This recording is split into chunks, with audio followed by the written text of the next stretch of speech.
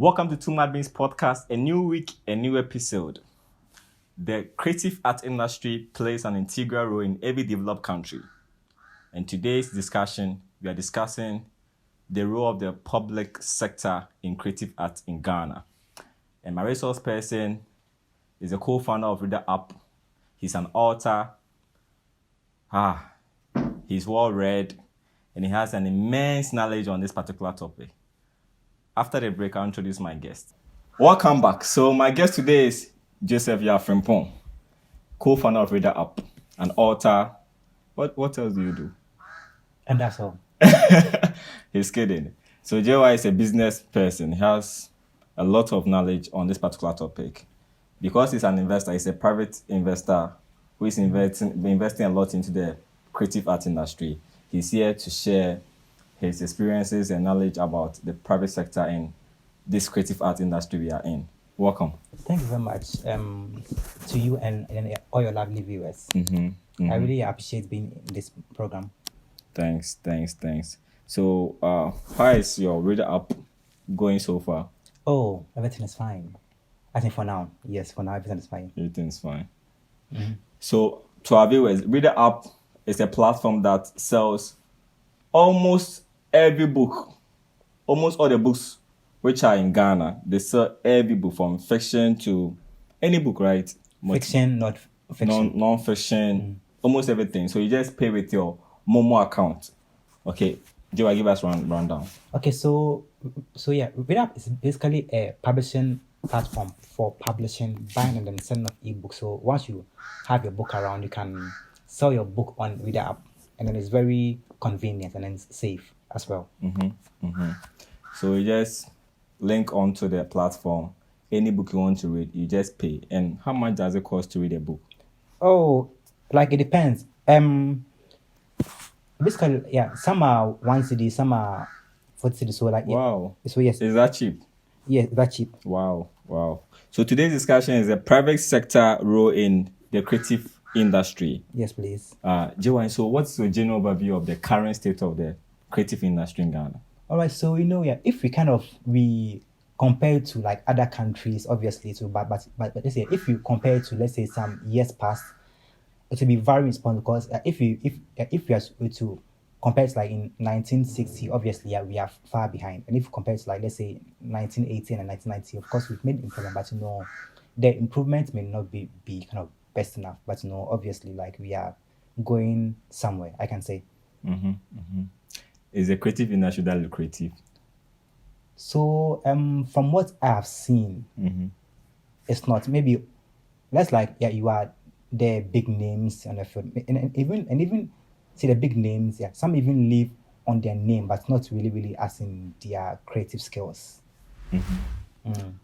So it's not that creative, like to you where you're standing. It's not that creative to be an artist. All right. So let's say from what I have seen, no, but I could be wrong. I could be right. I could be indifferent. Because I ask this question because when you listen to a creative person like Shatawale, he is a testimony that there's money in the creative arts industry. But when you look at the number of other creative too, a lot of them are not getting money from the industry, the same industry. A few ones are making the money, but lots of them are not making the money. So sometimes the confusion lies in, is it lucrative? Is it that they are seeing something that those who are not making the money are not seeing? So there's a confusion between, is it lucrative that people don't know how to structure themselves for to also grab some of the money? Or it's not lucrative at all, but they are pretending that it's lucrative? All right, so you see, everyone would make it in the creative space. Some will make it extreme, and then some will be in and there. So and obviously some wouldn't make it. So we have to kind of see it like from this balance. In Ghana, let's say those who basically sing, once you are, let's say, a singer or rapper, it's much more easier to kind of make money than, let's say, if you are a writer, a painter, or let's say, or of course, obviously a dancer, because most you see like now it's very easy to kind of like to listen to music through like, of course, the Apple Music, SoundCloud. So those ones like getting the the viewers is much more easier than, let's say, if you're a writer, because now, see, people like don't have time, so see, they're just like in and out, kind of running. So now kind of finding, see, people kind of sit to read a book is very hard. Unless like, see, they really, really kind of love you, like, yeah, you are extremely known. Because like, say, if one's like start as a writer, it's much more difficult than, like, let's say maybe you like begin as a singer, because obviously singer, that's what Apple Music and then the rest. So in Ghana, I'm basically trying to maybe bring in my Apple app, like, which is not making headway. So maybe like future things might change, because but now those who sing like easily make money than the other like creatives. Okay, so basically popularity counts a lot when it comes to this side of Oh, that's world. everywhere. The dancing, writing, and stuff. Yeah, basically, yeah, if you are kind of well known, you see, and people will like maybe want to like pay to kind of see what you do. Okay. So with our side, what are some of the challenges confronting the creative arts industry? Our side, like how the Ghana. writers. No, like general. Okay, so once like see like yeah, we moved to the let me see, digital like era quite late. But like yeah, when Netflix began in 1998 or so, I'll check the dates. But see, when they moved like see the digital space, like it was kind of from let's say 2008, and then we to like yeah, we were basically stuck in the whole CD, DVD, and so maybe like, and then when like the Doomsday came to like we didn't really kind of make the switch to like digital. So now like now let's see, right? We're now moving towards like the stream, because at first obviously stream like wasn't there. Yeah. Because like getting even what 1 million views on YouTube, like yeah, see, I know, yeah, it was like a whole game. But now like see, people like easily make what 1 million views like in a month. So like now, see, we are just like now moving towards like the digital, but although it's a very slow pace, we are still going there. But I don't know like how fast it will rise, accelerate, but we are moving there. Okay. When I talk to creatives and I ask them, so what's the way out? Most of them say government to help us, government to do this. Can the government solve every problem in the creative arts industry? Does everything lies on the government to structure the industry or to make it more lucrative? And so me. So me, yeah, I've been seriously anti as in government.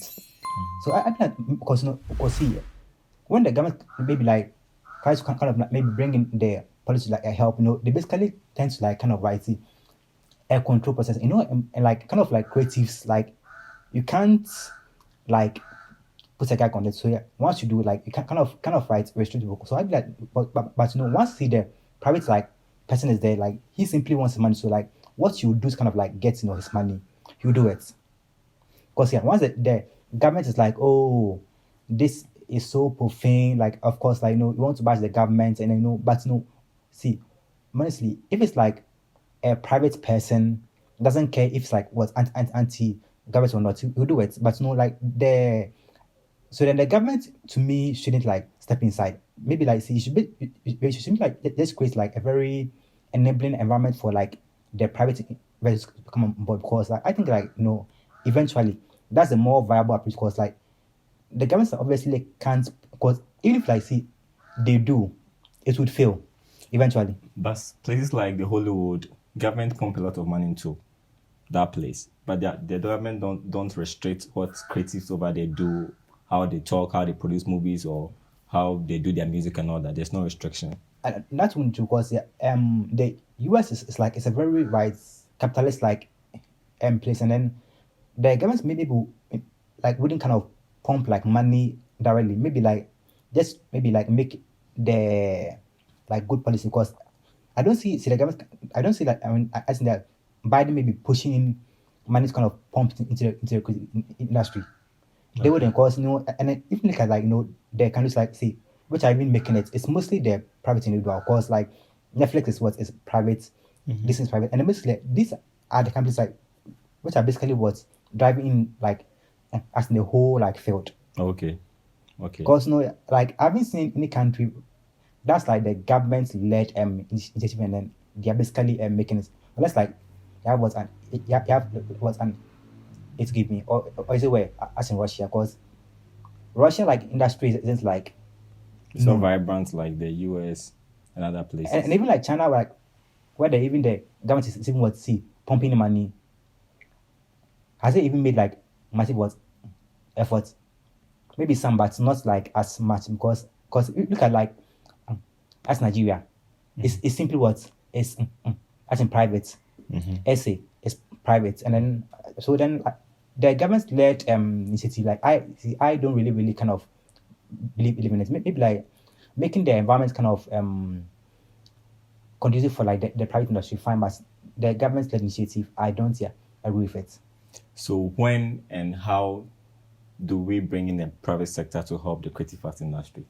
When like because mostly like those who put your money like want their money back. So like once they are, because imagine like so someone like see Chetawale, of course like someone maybe pumping like money into career like after this guy make it so like, let's pump because imagine like maybe you and you Chetawale go for like maybe a money, of course obviously who get it. So like once like there's this kind of and that so maybe if I pump in this money, I get return. So obviously there was maybe we need to make like look like, or maybe if you pump in money here, and I do know one thing like there's this a correlation because as the more big stars we have, right, the more like see people will tend to invest because obviously like if let's say like there are only 2 or 3 people, obviously like all the monies will go to them. But let's say like they are kind of many because even look at US, right, because there's many people, so like obviously like money will kind of flow everywhere. So mostly like maybe one star maybe can have like maybe 10 people. So imagine like at the let's say thousand like big names in Ghana. So that's like what 10,000 jobs indirectly. So maybe like we have to kind of maybe build like more stars. So then the more stars we have, like the more like money returns towards attracts. Okay. Because look at Nigeria, obviously they have like so many big names. So obviously like that's why all the money seems to be going to where Nigeria, because obviously there are many big names there. Yeah. If you're enjoying this conversation, kindly subscribe to our YouTube channel. Click on the notification bell when you subscribe, so that anytime we are having this beautiful conversation, you get an alert on your phone to watch it. And this episode is sponsored by Readerapp. Kindly go on Apple Play Store, right? Yeah, Apple Store and then yes, and Google Play Store. Google Play Store. You get the app, you download it, and you can buy all the books over there and read. Reading is good. Kindly do that. Readerapp. I'll leave the link on the screen so that you can have the right spelling, download it, and use it.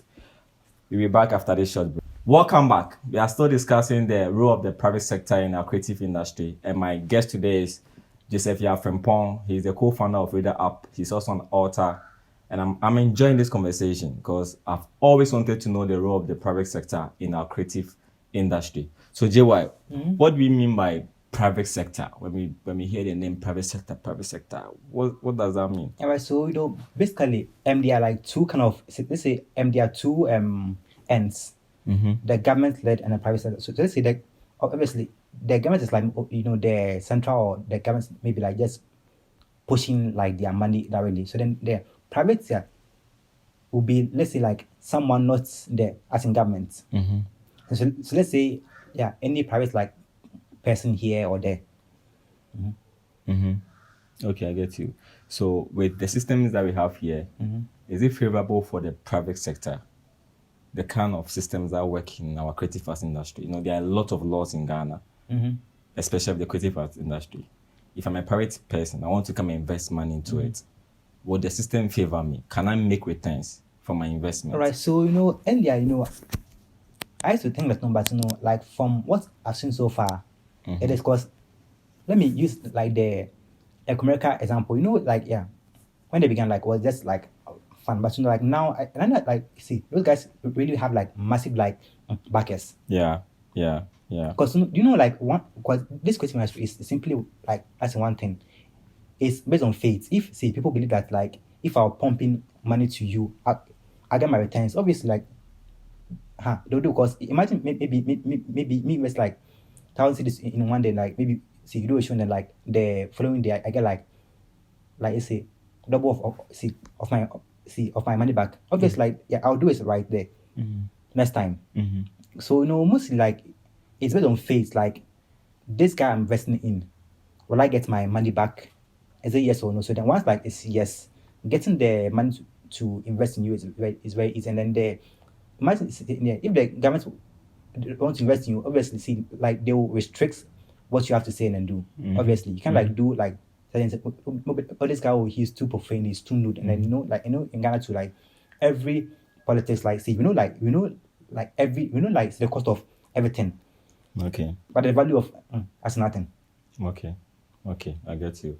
This episode is sponsored by Readerapp. Kindly go on Google Play Store and Apple iOS and download it on your phone, on your tablet, and use the app. Okay, you can get as low as 1 CD book to read on there. Reading is good.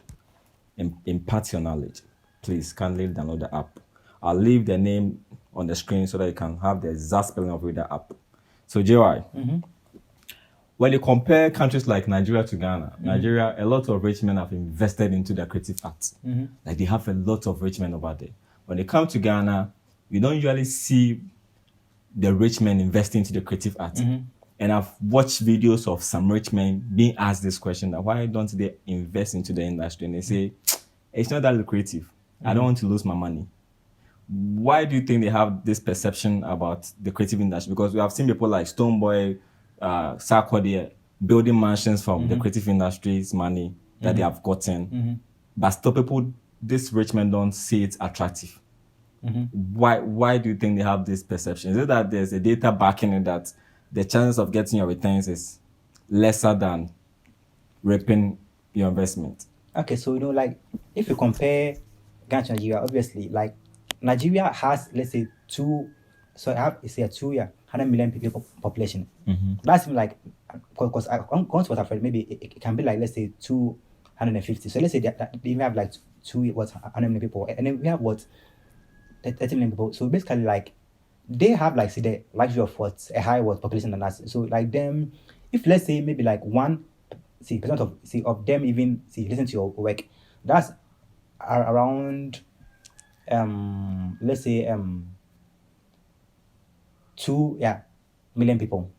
So let's say if Ghana, let's say 1% even listens to you, that's like let's say 300,000. So obviously right, see you are basically what this advantage from the start. And I know Nigeria like because of like how big they are, see, and they're able to kind of like export it to like because if like look at like let's say like Apple like Ghana, Apple like chart in Ghana, music in Ghana. Like I think you'll find like not more than like 30 Ghanaian songs there. They're on because imagine like once someone in Nigeria basically release a song, he has Nigeria, he has Ghana, he has Kenya, South Africa, but in Ghana you don't because imagine like if you because Ghana because like we are small, right? We're not able to kind of export it to like other countries. Okay. Because like the only girls who have done it like I think it was by chance by TikTok was by Jackie because when like Jackie has reached right now I mean her song forever like I haven't seen in any Ghanaian person like maybe for the past like 5 years it was basically done that. Okay. So population is a major factor. Oh, it is because look at like US, India, because even like the look at Britain, because like Britain like that's very good movies, but then like how big are they? Because even like their big stars have to even move to US to basically to make it. Look at what Adele, Dua Lipa, and then like those big stars, right? If they and then look at Sh1 too, because if they are basically stayed in Britain, they can like I don't know like their impact would have been like much more minimal than what they have now. Because no Ghana like our population is like our biggest disadvantage. Okay. So as a creative, how do you sustain your passion and also recruit money from your talent in Ghana? Difficult question, but I think that basically one, you have to kind of like build your image. I don't like saying brand because I'm like a brand because when I say like brand because I'm not what a box of what you know me to be what a brand. So me I must say image. So mostly maybe make yourself like kind of known. And so like now we have obviously TikTok, which is like the best like avenue for music like currently. If you ask me, because most like see TikTok like see challenges like have really push songs. Because Okay. if like you go to US, of course like um this song, oh, what's the name? Old Town Road. If like see if like you see it wasn't for TikTok, right? There's no way like see that song see you could have made it made like what 14 what consecutive weeks or as what number one. Not possible. Look at this lady. I don't know where you know this lady. What Doja Cat? Yeah. Yeah. Her too. She's from where? TikTok. So Okay. it's like now if you want to make yourself like see you at what see focus on what TikTok and what and YouTube was like now Facebook like has been ineffective right now. I'll be honest with you. So maybe TikTok, YouTube, Twitter, fine because like now Facebook like it's not like as strong as it was like way back earlier. Now it's kind of like it's becoming more of let me see, should I say saturated? Okay. You see, right? So you see, yeah, so many ads. So like now, if you see ad like, oh, let me brush it. Okay. Okay. So before we go, what should we expect from Readerapp this year? With up, oh, so now, so this year, like, oops, like we'll get like more. See, people kind of like, use the app, and obviously like more authors because, and the more authors we have, like the more, of course, like it can get better. So then we are looking for more authors to kind of join our platform, which we beg. So if you're a writer, kindly Yeah. get the app and then sign up because we need you equally need us. So now, yes, that's a mutual benefit here we all get. Yeah. And I see Readerapp is one of the best app on my phone. When I log on there, I get good boost to it. And the best thing is that we are supporting local authors. Yes, So every two are equally yes supporting you. Yeah. As well, yeah, we have your back. Exactly. Let's support them because writing is quite challenging in this country. So Joe, your closing remarks? Okay, so like right, I think that basically like if you are a creative, like no, invest in yourself. Like get on TikTok. See, I'm going to like watch like now that app is crazy, right? I don't want to kind of market them, but I know like it simply was an open and shut case. Okay. Like now get off so that Facebook was like now the views basically you get from see TikTok can help you push you far. Okay. Then secondly, yeah, invest in your image. Okay. Yeah, see, and it's not really about buying like suits and them, right? It's not like where what finds of course basically see your art should be like different because I'm like oh maybe if I want to read this person maybe like I have a reason why see I'm reading you because maybe like if you're kind of boring me I wouldn't read you. So maybe like one invest in your like your art and then make your like because like trying and extend beyond like your and because like now if you want to kind of see focus on Ghana so now go to like maybe Nigeria and then Kenya obviously like now there's Facebook so like just try and extend your band because like if you're basically fixed in Ghana you have what and then the 30 million people like at best you can raise like maybe 5% and then that's even what is still low.